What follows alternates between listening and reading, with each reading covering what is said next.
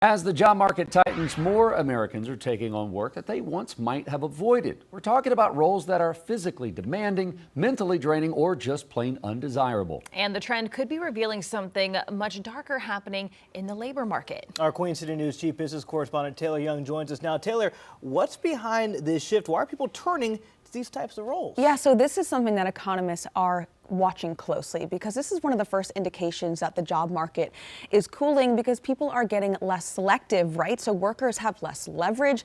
So they're taking jobs that they may not have ever even thought about applying for. And I mean, they're looking simply for stability. They're looking for hours and guaranteed pay in order to pay their bills. So that's what we're seeing right now. And so what kind of jobs are we talking about here? Yeah, and I want to start off by saying that these are jobs that are completely necessary because they just tend to have higher turnover rate, more burnout and lower pay. So we're talking about warehouse workers, delivery drivers, construction workers. More people are enlisting in the military. So jobs that can be really tough on the body and the mind. For example, according to a waste management recruiting firm, HireQuest, applications for garbage facilities have increased by 50% in the last 2 years.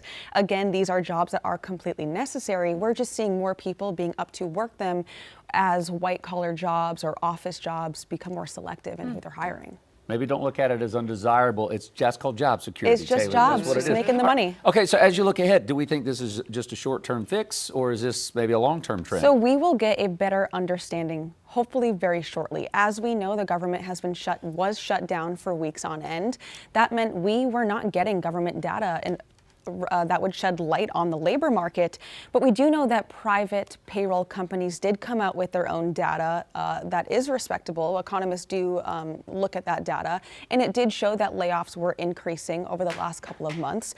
So if that continues to happen, we can only expect the job market to get more competitive and for people to continue to take these different jobs. I will say this is a complete flip to what we saw in 2021, 2022. If you remember, companies were desperate to hire workers. We saw the great reshuffling, the great resignation. When we see a drastic labor market shift like that swing one way, it is most likely that it's going to swing in the direction that we're in now. We're just hoping, crossing our fingers, that eventually it meets back in the middle where the labor market is more friendly for workers. Yeah, hopefully the pendulum stops swinging. All right, our Chief Business Correspondent Taylor Young. Taylor, thank you.